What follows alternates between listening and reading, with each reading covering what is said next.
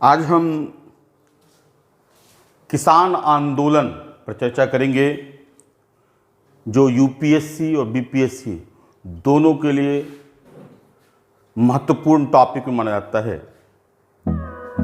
चाहे वो यूपीएससी हो चाहे बीपीएससी हो, प्रत्येक साल किसान आंदोलन से जुड़े हुए प्रश्न आते हैं।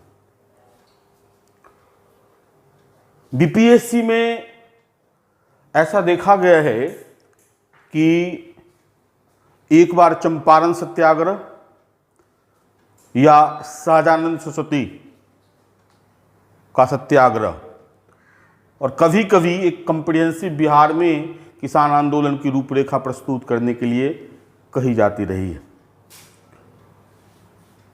लेकिन 64th बीपीएससी में एक डायनामिक चेंज ये करा गया है कि किसान आंदोलन, जनजातीय आंदोलन, इसको राष्ट्रीय स्वरूप में भी पूछा गया था। खासकर जनजातीय आंदोलन को राष्ट्रीय स्वरूप में पूछा गया। इस कारण 65वीं मुख्य परीक्षा में मुझे लगता है किसान आंदोलन राष्ट्रीय परिप्रेक्ष्य में पूछे जा सकते हैं। तो किसान आंदोलन की हम दो कड़ी लेके आ रहे हैं। एक राष्ट्रीय आंदोलन के संदर्भ में किसान आंदोलन की परिस्थिति और दूसरा बिहार में किसान आंदोलन की परिस्थिति। किसान आंदोलन का कारण क्या था, उसका स्वरूप क्या था और उसके परिणाम क्या हुए, एक भारत के परिप्रेक्ष्य में ऑल इंडिया लेवल पर, और दूसरी कड़ी में हम लेके आएंगे बिहार के परिप्रेक्ष्य में। अब कारण पर हम गौर करें तो ऐसा क्या कारण था कि बिहार में किसान आंदोलन हुआ। पहला कारण है भू राजस्व व्यवस्था, अंग्रेजों की भू राजस्व व्यवस्था। आप कोष्ठ में कर सकते हैं शोषणकारी भू राजस्व व्यवस्था। दूसरा कृषि का वाणिज्यीकरण।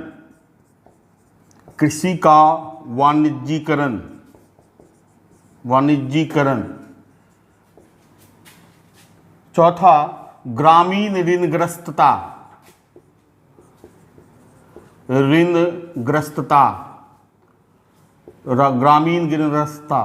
और चौथा औद्योगिकरण।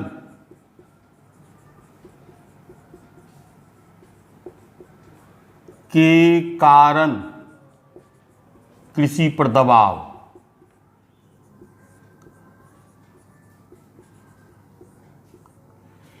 ये भू राजस्व व्यवस्था के ये जो कारण है किसान आंदोलन के, उसमें एक तो सबसे महत्वपूर्ण भूमिका निभाता है भू राजस्व व्यवस्था, जो कि काफी शोषणकारी थी। दूसरा कृषि का वाणिज्यीकरण। तीसरा ग्रामीण ऋणग्रस्तता। चौथा औद्योगिक के कारण कृषि पर दबाव।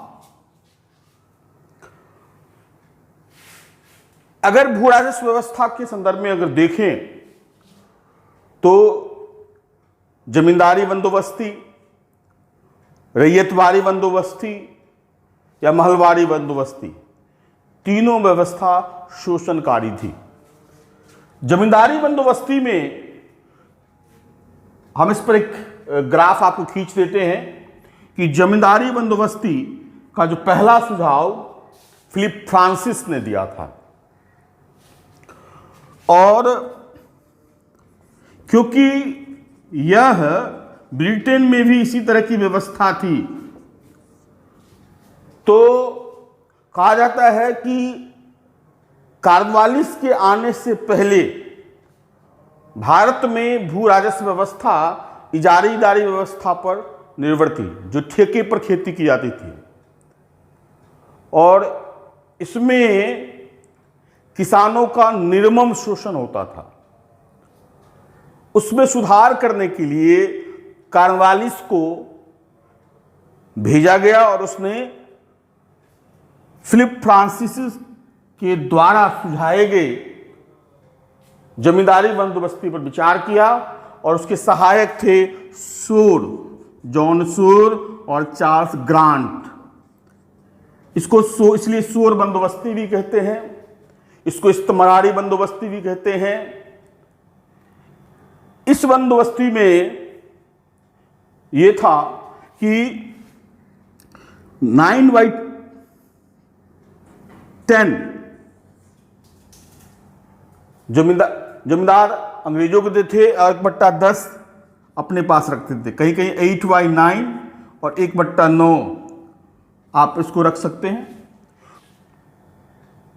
और इसमें मालिक बनाया गया जमींदारों को, और परिणाम स्वरूप कृषकों की स्थिति भूदासों जैसी हो गई। इसका दो नुकसान हुआ। एक, 1794 में एक सूर्यास्त कानून था। सूर्यास्त कानून के तहत था कि जो जमींदार, जो तिथि निर्धारित की गई थी 1794 में, अगर उस समय तक वो कर दे तो ठीक, नहीं तो उनकी जमींदारी छीन ली जाती थी। और इस तरीके से 17% जमींदारी छीन ली गई। और इन क्षेत्रों की जमींदारी दूरवासी जमींदारों को दे दिया गया। दूरवासी जमींदार जो कलकत्ता में व्यापारी हुआ करते थे, बड़े बड़े घराने हुआ करते थे, उनको वो जमींदारी छीन के दे दी गई। और इन दूरवासी जमींदारों को अपनी जमींदारी से कोई मतलब नहीं होता था, उसके उन्नयन से कोई मतलब नहीं होता था, कृषि के उन्नयन से कोई मतलब नहीं होता था। वो फिर ठेके पर देने लगे जमींदारी को, और इस कारण, दूरवासी जमींदारों के कारण, सामंतीकरण और उपसामंतीकरण की प्रक्रिया बढ़ी। उपसामंतीकरण की प्रक्रिया बढ़ी, यानी बिचौलिए का एक श्रृंखला बन गई। अर्थात फिर जमींदारी ठेके पर दी जाने लगी और किसानों का शोषण की जो प्रक्रिया है वह अंतहीन हो गई इन 17% क्षेत्र पे। दूसरी है कि 1901 में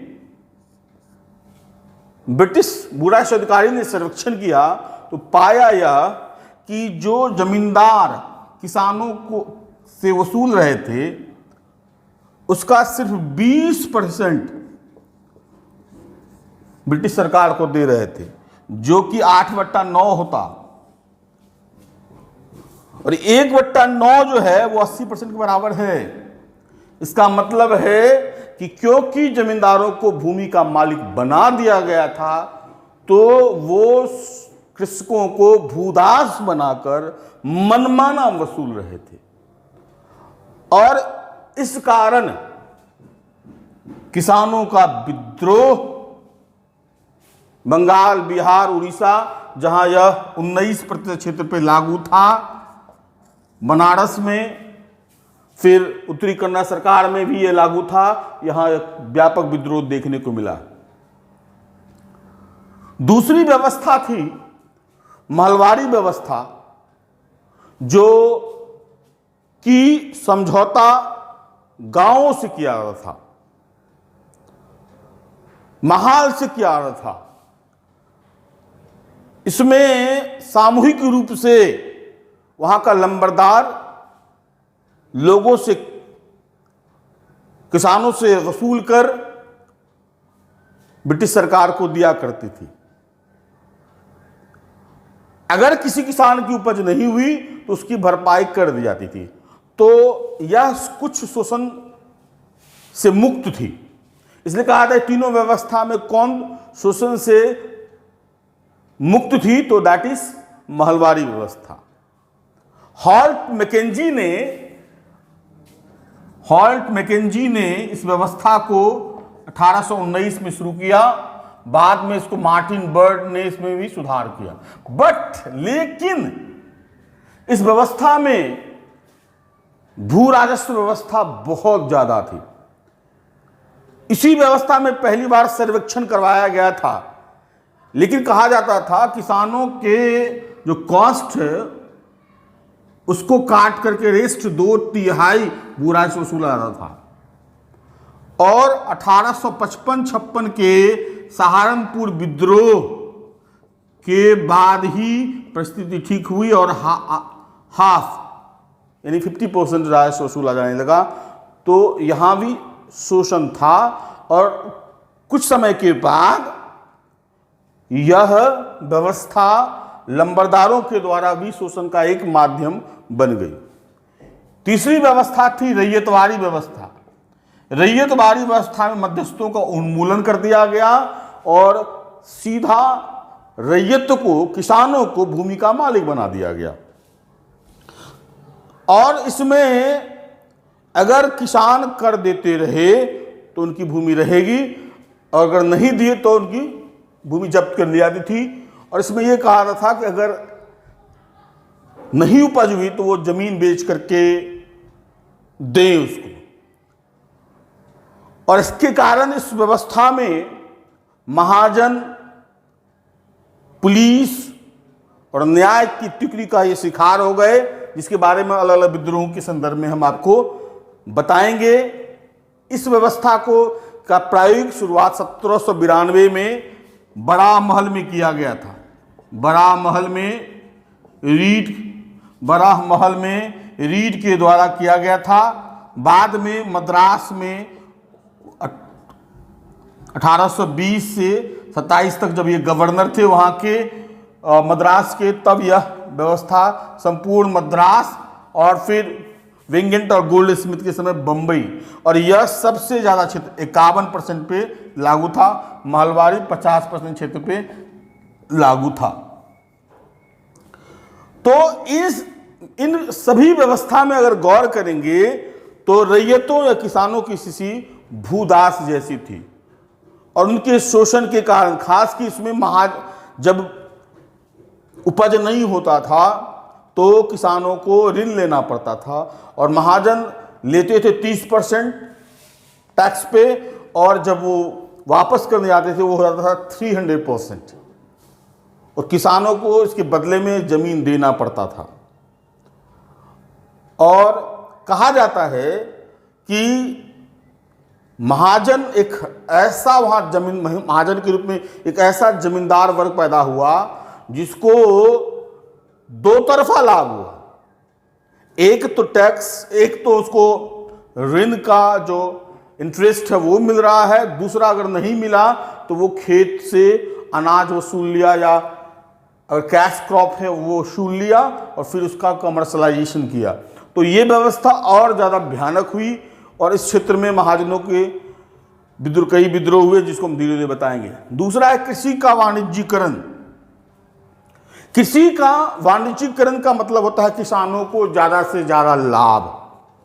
अगर आज आप कमर्शलाइजेशन आप कहते हैं, कृषि का वाणिज्यीकरण कहते हैं, तो लगता है कि किसान धनी हो रहे हैं, किसान को ज़्यादा लाभ मिल रहा है। लेकिन उस समय कृषि का वाणिज्यीकरण का जो अर्थ था वह सिर्फ और सिर्फ ब्रिटिश उद्योगों के लिए कच्चे माल की आपूर्ति, यानी वैश्विक बाजार के लिए कच्चे माल की आपूर्ति के संदर्भ में था। और महाजनों से लिंक करके अंग्रेजों ने, ब्रिटिश अधिकारियों ने कृषि के वाणिज्यीकरण का लाभ किसानों को नहीं होने दिया और मनमर्जी से उनसे अब कैश क्रॉप अपनाते, जैसे कॉटन, नील, कॉफी, चाय, ये जबरदस्ती उत्पादन करवाते थे। वहां पर मजदूरों के साथ शोषण, किसान के साथ शोषण, और इस व्यवस्था में ये होता था कि उसका उचित मूल्य मिलना ही नहीं है किसानों को, क्योंकि वो ऋणग्रस्तता के जाल में इस तरह से होता था कि या तो उसका लाभ उठाते थे महाजन या ब्रिटिश अधिकारी। तो भारत का कृषि के वाणिज्यीकरण से कनेक्टिविटी हुआ वैश्विक स्तर पर, लेकिन शोषण जो है बदस्तूर जारी रहा, उसको वो लाभ नहीं मिल सका, उसको वो कीमत नहीं मिल सका। और खास के अगर आप देखेंगे तो अफीम विद्रोह के दौरान या क्रीमिया विद्रोह के दौरान या प्रथम ये अमेरिकी गृह युद्ध के दौरान जब कपास की आमद या कपास का आयात ब्रिटेन में अन्य देशों से न बंद हो गया तो भारतीय कपासों का मांग बढ़ा और उसकी मूल्य बढ़ी और इससे कुछ किसानों को फायदा हुआ। लेकिन आगे चल करके जब फिर गृह युद्ध खत्म हो गया, क्रीमिया युद्ध खत्म हो गया, अफीम युद्ध खत्म हो गया, तो अलग अलग जगह से कपास का आयात किया जाने लगा और फिर यहाँ के किसानों को मजबूर किया गया कम कीमत बेचने के लिए और किसानों की आर्थिक स्थिति बहुत दयनीय हो गई और कई किसानों ने आत्महत्या कर ली, जो श्रृंखला आज भी जारी है। तो कृषि का वाणिज्यीकरण से जो लाभ होता, लाभ नहीं हुआ, उसका नुकसान हुआ और इसके खिलाफ खास के दक्कन क्षेत्र में बहुत दंगे हुए और इसके कारण दक्कन एग्रीकल्चर एक्ट पारित करना पड़ा। हम आगे उसको देखेंगे। ग्रामीण ऋणग्रस्तता अब दो तरीके से, एक तो जब रैयतवाड़ी व्यवस्था में किसानों को अगर उपज नहीं हुई, बाढ़ आ गया, सूखा आ गया, उपज नहीं हुई, तो किसानों को कर देने के लिए अपना जमीन को गिरवी रखना पड़ा, ऋण लेना पड़ा। एक दूसरा, कृषि के वाणिज्यीकरण के लिए फिर ऋण लिया और उन जगहों पे महाजनों ने ऊंची दर से, मनमाने ढंग से इस तरह से व्यवस्था किया कि लगभग संपूर्ण भारतीय ग्रामीण अर्थव्यवस्था ऋणग्रस्तता की शिकार हो गई, महाजनों और अधिकारियों के चंगुल में फंस गई और उससे निकलने का उपाय उन्हें सिर्फ विद्रोह के रूप में दिखाई दिया, जिसको हम आगे देखते हैं। औद्योगिकरण, जब अंग्रेजों का भारत में आगमन हुआ तो उस समय जो औद्योगिक अगर रूप से देखेंगे तो भारत यूरोप से विकसित था। भारत का पॉटरी उद्योग, भारत का कॉटन उद्योग, भारत का जहाज रानी उद्योग, भारत का तलवार उद्योग ब्रिटेन से बहुत ज़्यादा विकसित था। कहा जाता था यूरोप के शायद ही ऐसे कोई घर होते थे जिसके कपड़े, जिसके चादर, जितने भी घर में जो उपयोग होने वाले कपड़े होते थे वो भारत से जाया करते थे। और पॉटरी उद्योग से जुड़ा हुआ पीतल उद्योग हुआ, तलवार उद्योग, जहाज रानी उद्योग, सब में भारत आगे था। लेकिन अंग्रेजों के आने के कारण, क्योंकि वहाँ पे औद्योगिकरण की प्रक्रिया हुई और औद्योगिकरण की प्रक्रिया में जब तैयार माल के लिए बाजार चाहिए, तो अगर भारत में उद्योग विकसित होंगे तो ब्रिटेन का सामान नहीं बिकेगा। इसलिए नीतिगत रूप से अंग्रेजों ने औद्योगिकरण की प्रक्रिया अपनाई और औद्योगिकरण प्रक्रिया अपनाने से जो बेकार हुए मजदूर थे, बेकार हुए जो श्रमिक थे, वो पेट भरने के लिए कृषि की ओर जुड़ गए, ग्रामीण क्षेत्र की ओर जुड़ गए और इस कारण कृषि बोझिल हो गई और कृषकों को एक तो बुराइश व्यवस्था, कृषि के वाणिज्य ग्रामीण ऋणग्रस्तता से स्थित परिस्थिति दयनीय थी, इससे और दयनीय हो गई, उनका पेट भरना मुश्किल हो गया और इस कारण के लिए विद्रोह के अलावा और कोई उपाय नहीं था। हम एक दो डाटा बता देते हैं आपको कि ढाका में जो अंग्रेजों से आने से पहले 1.5 लाख की जनसंख्या थी और जब 1901 में एक आकलन किया गया तो हो गया 15,000। तो 15,000 कैसे हो गया? वो सारे मर थोड़ी गए 15 लाख में से, वो इसलिए मरे नहीं थे, बल्कि ये इनका उद्योग, यहाँ के उद्योग खत्म हो गए थे तो वहाँ के लोग पलायन करके ग्रामीण क्षेत्रों में चले गए। जैसे आज आप देख रहे हैं कोरोना के संकट में उद्योगों में काम मिलना छूट गया तो सारे लोग ग्रामीण क्षेत्र में गए, तो ग्रामीण कृषि बोझिल हो गया। उसी तरह एक और उदाहरण देते हैं, आमिया बागची ने पटना शाहबाद में सर्वे किया। उसने पाया कि 1809 में इस क्षेत्र में 19% जो है औद्योगिक श्रमिक थे और 1901 में आकर के ये हो गया 9%, यानी 10% कहाँ गए, यानी 10% उद्योग खत्म हो गए, औद्योगिकरण किया तो ये मजदूर जो थे वो चले गए ग्रामीण क्षेत्र में, तो इस कारण यह बोझिल हो गया। तो इन सब कारणों से अलग अलग जगह भारत में किसानों का विद्रोह हुआ। तो कारण आप इसको देख लेंगे। अब हम इसके स्वरूप पर चर्चा करते हैं कि इसका स्वरूप क्या था। स्वरूप के संदर्भ में देखेंगे तो अलग अलग दशकों में, अलग अलग समय में इसकी प्रकृति अलग अलग थी, अलग अलग क्षेत्र में इसकी अलग अलग थी, लेकिन हम इसको 3 पार्ट में बांटते हैं। इसके स्वरूप को, इसका स्वरूप 3 पार्ट में बांटते हैं। एक 18वीं शताब्दी, दूसरा 19वीं शताब्दी और तीसरा 20वीं शताब्दी। 18वीं शताब्दी का जो किसानों आंदोलन का जो स्वरूप था वह स्थानीय स्वरूप था, स्थानीय स्वरूप था।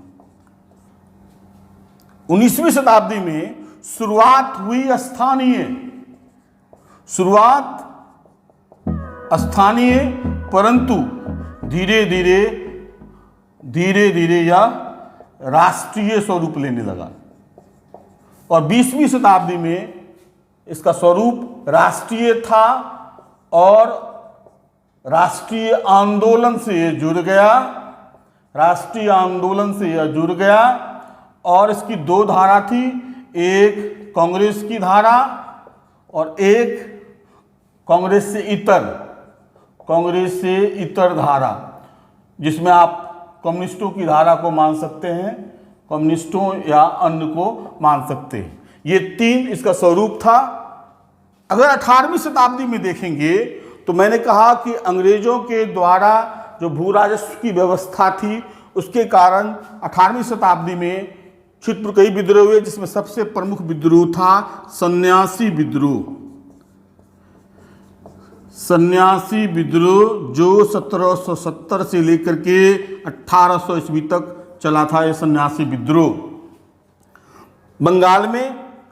इसमें वहां के किसानों ने सन्यासी का वेश धारण कर जमींदारों के खिलाफ जो है विद्रोह किया और इसी विद्रोह पर बंकिम चंद्र जी ने आनंद मठ लिखा था, जिसे वंदे मातरम लिया गया है। ठीक है, सन्यासी विद्रोह मतलब जो कृषक जमींदारी व्यवस्था से, क्योंकि इससे पहले जो जमींदारी बंदोबस्त लागू की गई उससे पहले भी जो इजारेदारी व्यवस्था थी, यानी इजारेदारी व्यवस्था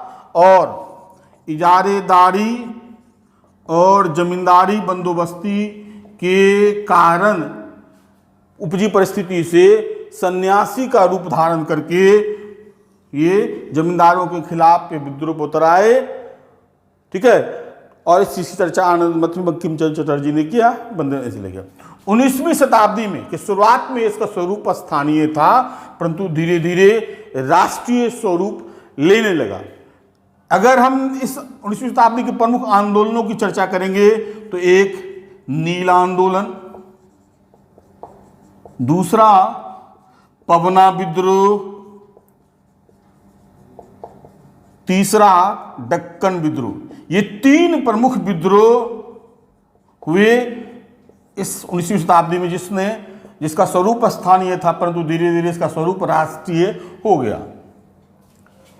नील आंदोलन 1859-60 में बंगाल के नादिया जिले के गोविंदपुर गांव से यह शुरू हुआ विश्वास बंधुओं के नेतृत्व में,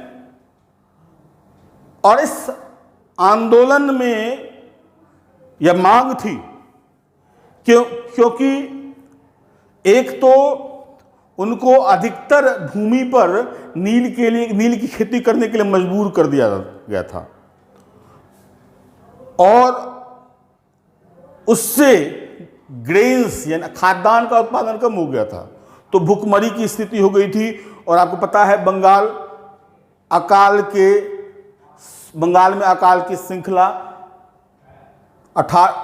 19वीं शताब्दी और 20वीं शताब्दी में इसमें करोड़ों लोग मारे गए। कहा जाता है कि 18वीं से 19वीं शताब्दी के बीच में लगभग 2,88,00,000 लोग अकाल से मारे गए। इसमें नील आंदोलन में नील की खेती करने के लिए मजबूर के होने के कारण खाद्यान्न का उत्पादन कम हुआ, भुखमरी की स्थिति हो गई। दूसरा, उस नील में जो है वो ददनी प्रथा के तहत अग्रिम राशि दी जाती थी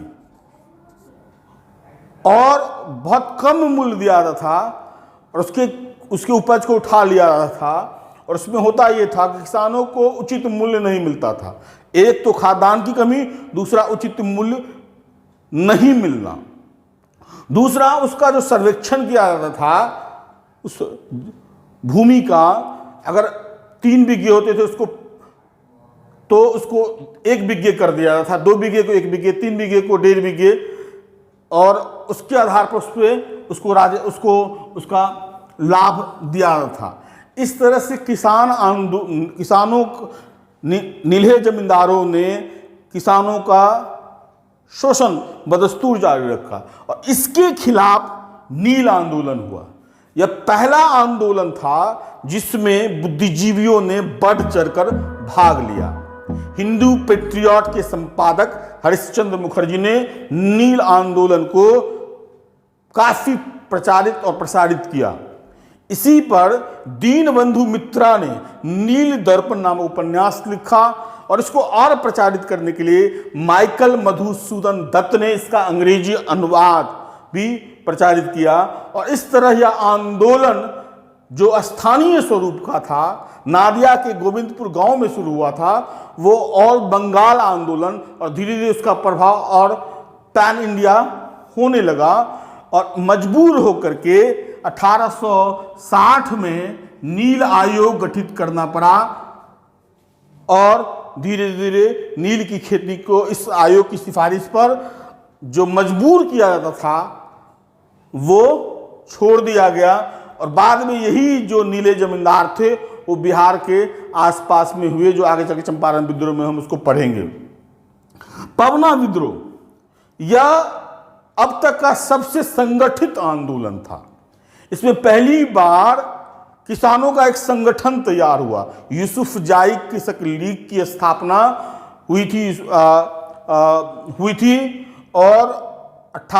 और इसमें ये मांग रखी गई थी कि हम महारानी की रैयत बने रहना चाहते हैं, लेकिन जमींदार हमारा शोषण कर रहे हैं, तो हमें इससे बचाया जाए। एक तो सबसे संगठित था, पहली बार के कृषक लीग की स्थापना की गई और मांग ये रखी गई कि हमको जमींदारों से बचाया जाए, हम महारानी की रैयत बनना रहना चाहते हैं। तो ब्रिटिश सरकार के लिए बहुत किंग कर्तव्य मूड की स्थिति वाली हो गई, क्योंकि जमींदार उनके स्वामी भक्त थे और जिससे उनको बहुत ज्यादा लाभ हो रहा था, ठीक है, तो उसका समर्थन वो छोड़ नहीं सकते थे। और दूसरा, जो आम लोग कह रहे हैं कि नहीं हम ब्रिटिश महारानी की रैयत बनना चाहते हैं, और इसका प्रचार प्रसार भी हो गया था, तो ये गूंज ब्रिटेन में भी सुनाई दे रही थी। तो कैसे ईस्ट इंडिया कंपनी के कैसे जो है इस ब्रिटिश अधिकारी जो है इसका विद्रोह करते। तो पवना विद्रोह के कारण, लेकिन इसमें हुआ ये था क्योंकि पवना विद्रोह जमींदारों के खिलाफ था और वहां के जमींदारों ने, विशेषकर लैंड होल्डर सोसाइटी और ब्रिटिश इंडिया एसोसिएशन जैसे संगठनों ने इसको सांप्रदायिक आधार देने की कोशिश की। यहां तक कि हिंदू पेट्रियट के संपादक हरिश्चंद्र मुखर्जी ने भी अपनी पत्र पत्रिकाओं में से सांप्रदायिक आधार देने की कोशिश की, परंतु ब्रिटिश सरकार ने इनकी बातों को माना और कहा था। पवना विद्रोह का ही परिणाम था 1885 में बंगाल टेनेंसी एक्ट पारित हुआ था। बंगाल टेनेंसी एक्ट पारित हुआ था। अब हम दक्कन विद्रोह या दक्कन के दंगे कहा जाता है। ये जो रैयतवारी व्यवस्था के कारण जो वहां के रैयत ऋणग्रस्तता के शिकार हो गए थे, महाजनों के चंगुल में फंस गए थे और उन महाजनों को पुलिस और न्यायालय का संरक्षण मिल रहा था, तो किसान की भूमि जा रही थी, उनकी स्थिति वो भूदास बनते जा रहे थे और उनको बचाने वाला कोई नहीं था। और ये सारे महाजन एक ऐसे जमींदार हो गए जिसने अपने पैसे के बल पे न्यायालय को भी खरीद लिया था और पुलिस को भी खरीद लिया था। और इस कारण अब किसानों के पास विद्रोह करने के अलावा कोई उपाय नहीं था। तो दक्कन के दंगे जो विद्रोह थे ये महाजनों के खिलाफ थे और इस विद्रोह का व्यापक प्रभाव हुआ और 1879 में डेक्कन एग्रीकल्चर एक्ट पारित किया गया। उसके बाद है 20वीं शताब्दी का राष्ट्रीय आंदोलन, जिसमें मैंने कहा यह राष्ट्रीय स्वरूप का था, विशेषकर यह राष्ट्रीय आंदोलन से जुड़ गया। इसमें कई आंदोलनों का नेतृत्व कांग्रेस ने किया और कांग्रेस के इतर कम्युनिस्टों ने भी कई इस आंदोलन का नेतृत्व किया। इसमें पहला व्यापक आंदोलन जो था वो चंपारण सत्याग्रह था, जिसने न सिर्फ किसान आंदोलन बल्कि राष्ट्रीय आंदोलन की दशा और दिशा को क्रांतिकारी रूप से परिवर्तित कर दिया। मैंने आपको कहा था कि नील आंदोलन से बंगाल में जो नील आंदोलन हुआ था तो वहां के जमींदारों ने कहा कि अब यहां लाभ नहीं है, तो वो बिहार के क्षेत्र में ज्यादा अपने आप को स्थापित कर लिया। और लेकिन उससे सुधार किया गया था, वहां पर कम से कम कहा था 20 कट्ठे में 5 कट्ठे पर मजबूर किया था। तो कहा कि नहीं, थोड़ा कम कर देंगे तो किसानों का विद्रोह नहीं हुआ। तो चंपारण सत्याग्रह में 20 कट्ठे में 3 कट्ठे पर फोकस किया गया, यानी 3 कठिया व्यवस्था। और 3 कठिया व्यवस्था में अगर आप इससे बचना चाहते हैं तो आपको जमींदारों को तवान देना पड़ेगा। तवान एक मुफ्त राशि जमींदारों को दिया जाता था, नीले जमींदारों को, तभी आप बच सकते थे। तो जो बहुत कम के पास वो तवान को देने की औकात थी, इस कारण अधिकतर जो किसान थे वो नीले जमींदारों के शोषण के शिकार हुए। और यहां भी वही व्यवस्था की गई, उसका जो 2 बीघे को 1 बीघे में कंट्रोल कर दिया गया, उसकी मूल्य एकदम न्यूनतम दी गई और इस कारण स्थिति और ज्यादा वहां व्यापक हुई। लेकिन वो छिटपुट आंदोलन चंपारण, पूर्णिया, दरभंगा में हो रहा था, लेकिन व्यापक आंदोलन नहीं हो रहा था। लेकिन जब राजकुमार शुक्ल गए थे गांधी जी के पास लखनऊ अधिवेशन में, तो 1916 में, तब अप्रैल 1917 में गांधी जी चंपारण सत्याग्रह के लिए बिहार आए 10 अप्रैल 1917 को। लेकिन उस समय जो व्यवस्था थी वो 3 कठिया व्यवस्था से अलग समस्या थी। जो चंपारण सत्याग्रह की जो समस्या थी सिर्फ 3 कठिया व्यवस्था का उन्मूलन नहीं था, क्योंकि उस समय नील की खेती रुक गई थी। प्रथम विश्व युद्ध के पहले 1913 में जर्मनी में रासायनिक नील की खोज हो गई थी और रासायनिक नील की खोज हो जाने के कारण अब प्राकृतिक नील की मांग खत्म हो गई, क्योंकि वो सस्ता बिकने लगा और प्राकृतिक नील का अब कोई उपयोग नहीं रह गया। तो अब नील उत्पादन नीले जमींदारों को नुकसान दे रहा था, लेकिन जमींदारों ने बड़ी बड़ी बोली लगाकर जमींदारी खरीदी थी, तो उसका मुआवजा के लिए उन्होंने भू राजस्व की दर दुगुनी कर दी और उसका निर्ममता से उसको वसूला जाने लगा। और यही राजकुमार शुक्ल लेके गए थे कि हम लोगों से निर्ममता से वसूला जा रहा है। और चंपारण सत्याग्रह में गांधी जी के आंदोलन में राजेंद्र प्रसाद, नरहरि पारिख, ब्रजकिशोर प्रसाद, धरणीधर प्रसाद, बहुत सारे लोग इनके साथ जुड़े, आचार्य JB कृपलानी, अनुग्रह नारायण सिन्हा, बहुत सारे लोग इनसे जुड़े और इस आंदोलन को व्यापक आधार मिला। और तब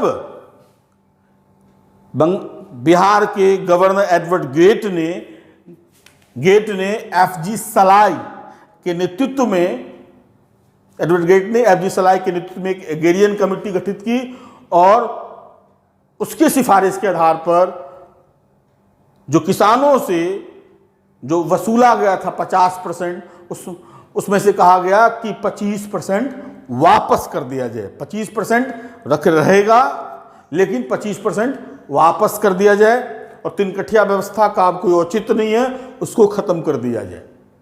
तो किसानों का 25% वापस मिल गया और तीन कठिया व्यवस्था संपूर्ण रूप से नष्ट हो गई। लेकिन इस आंदोलन का महत्व सिर्फ इतना ही नहीं है।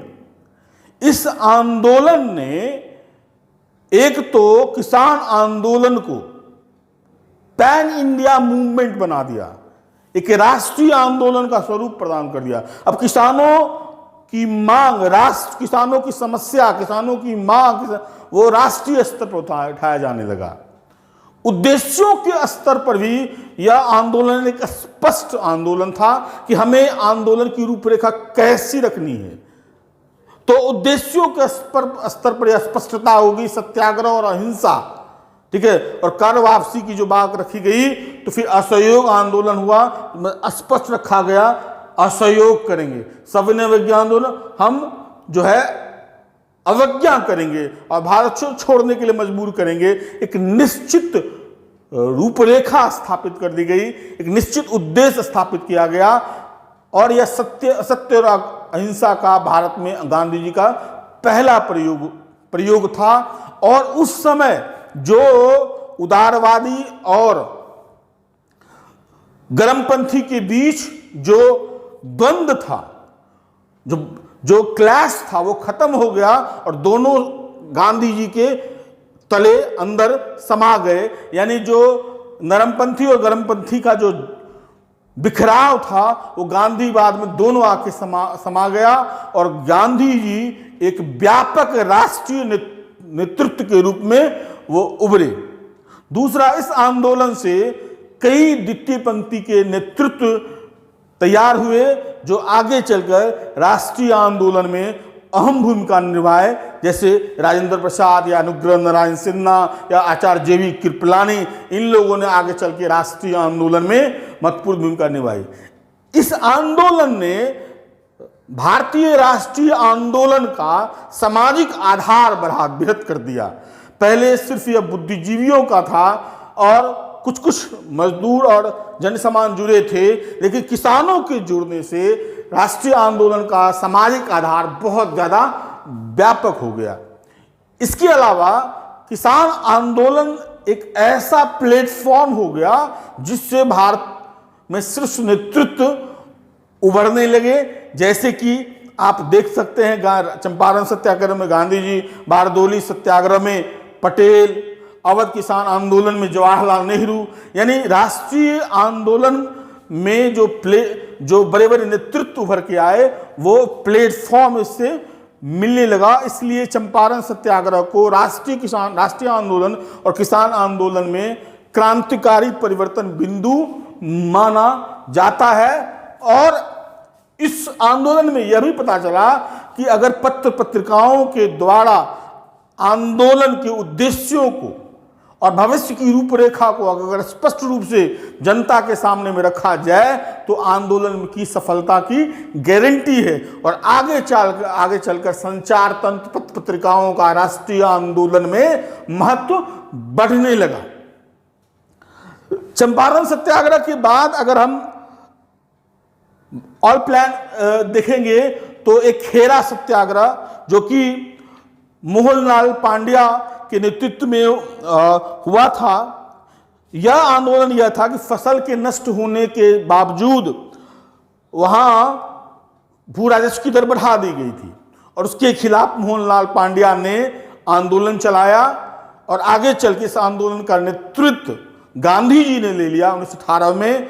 और बाद में इस आंदोलन से सरदार वल्लभ भाई पटेल भी जुड़े और यह आंदोलन इतना व्यापक हुआ कि अंग्रेजों को गुप्त दस्तावेज के द्वारा अपने अधिकारियों को यह आदेश जारी करना पड़ा कि वह बढ़े हुए भू राजस्व को वसूली करना बंद करे।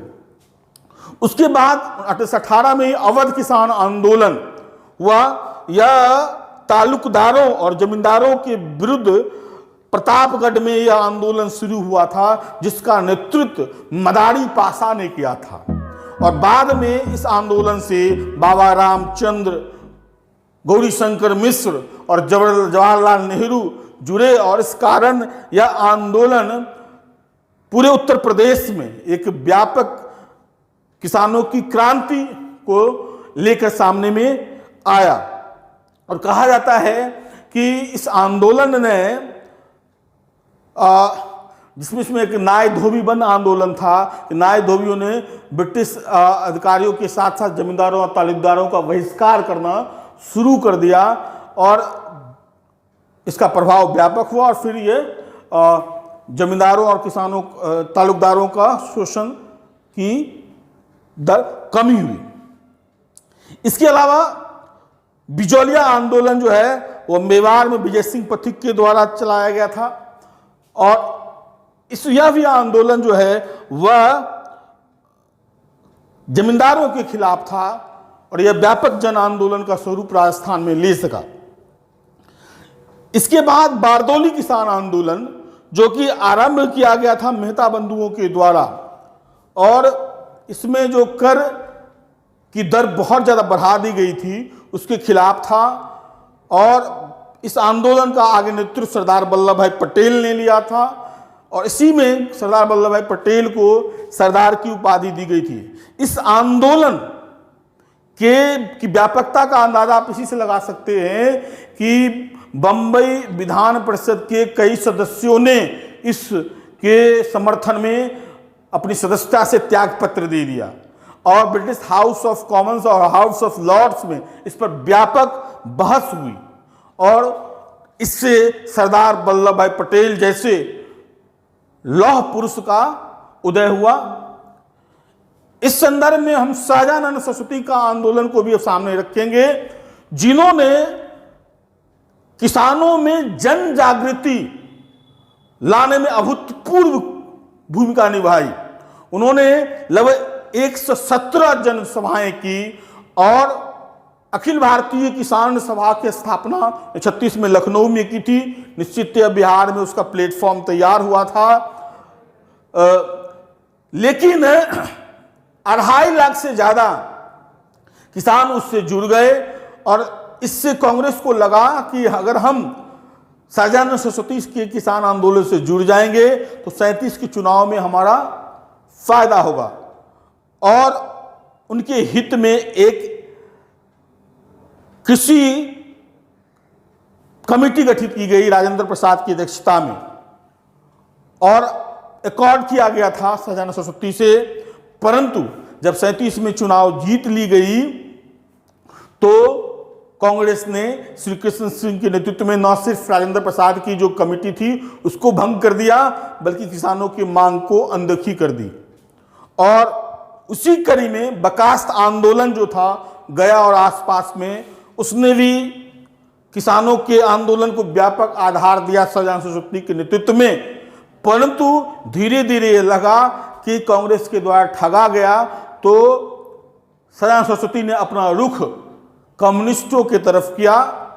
लेकिन एक समय ऐसा था कि उस समय कम्युनिस्ट का भारत छोड़ो आंदोलन के दौरान अंग्रेजों के समर्थन करने के कारण लोकप्रियता सहजानंद सरस्वती के आंदोलन की खत्म हो गई। लेकिन इस आंदोलन के बारे में कहा जाता है कि सहजानंद सरस्वती ने आंदोलन ने जमींदारी उन्मूलन, बर्खास्त भूमि की वापसी की मांग को और भू राजस्व की दर को कम करने का जो स्वरूप सामने में रखा, और इसमें इसको राजनीतिक रूप से इस्तेमाल किया। यह पहला कृषक आंदोलन था जिसमें कांग्रेस का भी इस्तेमाल किया गया, कम्युनिस्टों का भी इस्तेमाल किया गया।